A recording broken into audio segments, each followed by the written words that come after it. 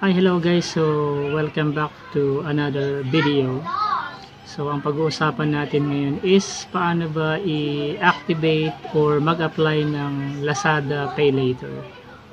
Lazada Pay Later is just another buy now and pay later options. So, kung nagipit kayo and ina-expect nyo yung salary nyo is hindi aabot sa time na kailangan nyo yung pera, katulad nung halimbawa pasukan na and kailangan nyo mag-order ng mga gamit ng bata, pwede nyo siyang utangin sa kay Lazada Pay Later, katulad ni SPay Later. Lazada Pay Later is a new payment method that allows qualified user to pay up to 45 days later with low interest, or you can choose installment method. Take note guys, itong Lazada Pay Later or Last Pay Later is only available for qualified users, so selected users only. Kayo bakit hindi available sa inyo yung Last Pay Later is because hindi pa kayo qualified or hindi kayo one of the selected users ng Lazada. Ano pinagbabasihan ito ni Lazada? Usually yung pinagbabasihan niya yung good credit score nyo or yung good credit history nyo. Kung ginagamit nyo itong si Lazada for more than a year, or you've been with Lazada or using Lazada. Hindi nga ako familiar dito sa Last Pay Later. Lately na lang ako nagkaroon ng interest but I'm using Lazada for I guess more than 2 years, pero ngayon ko pa lang siyang inabil yung Lazada credit niya. Kapag qualified ka, up to 16,000 pesos yung credit limit, pero yung sa akin depende siguro sa paggamit ko ng Lazada is I was approved with 9,000 pesos credit limit.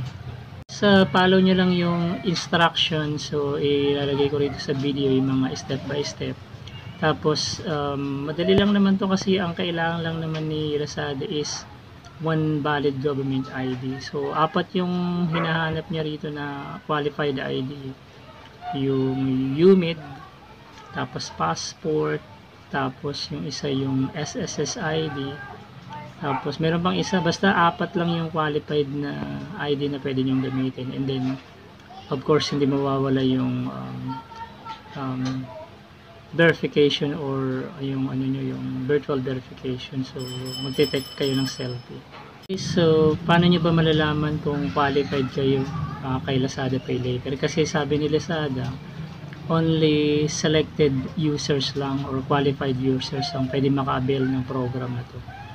So sabi niya rito is up to 16,000 pesos yung pwedeng ma-approve na credit limit niyo. So far sa akin ang na-approve is 9,000. So pwede kasi kayong ma-deny sa application niyo, depende sa credit history niyo or yung credit score na tinatawag. Kung usual users kayo ng Lazada or matagal niyo siyang ginagamit, possible na ma-approve kayo sa Lazada Pay Later. So yung credit limit nyo is magdedepende kung ano yung status nyo kay Lazada. Pakita ko lang sa inyo kung paano yung basic na paano nyo malalaman na qualified kayo so dun sa Lazada Pay Later. So panoorin nyo lang yung illustration na papakita ko sa video na to. Napakadali lang. And then just follow and ready nyo lang yung ID na mayroon kayong valid ID government. So doon nakikita nyo yung mga qualified ID. Tapos siyempre selfie lang kayo, sundan nyo lang yung virtual verification. Yung step 1 how to activate yung Lazada Pay Later is go to Lazada page.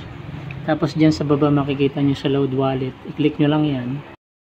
Yung step number 2, mag-agree lang kayo dun sa terms and condition ni Lazada, yan sa baba, and then click nyo lang yung apply now. Yung step number 3 is yung input ng OTP. So pagdating nyo dyan sa page nyo lang, click nyo lang yung get codes. So once you receive the message, it will automatically populate. Yung step number 4 natin is take a photo of your valid ID. passport, UMID ID, driver's license, SSS. Ito lang yung 4 na valid ID na tinatanggap ni Lazada. I-allow mo lang yan kasi legit naman yan. Yung step 5 is yung face verification. So selfie ka lang dyan, tapos follow mo lang yung instructions. Step number 6 is to fill up all necessary information. And then once na makompleto mo na yung all information na nire-required nila, i-click mo na yung submit your application. Yun na yung step number 7. And once na ma-confirm na yung application nyo, your credit balance is now ready to use for pay later. Maraming salamat pala sa pagsubaybay sa mga video na ina-upload natin. Kung hindi pa kayo naka-register or hindi pa kayo naka-subscribe, subscribe naman kayo dyan, no? Para at least kung may mga bagong video tayo na ilalabas is ma-notify kayo.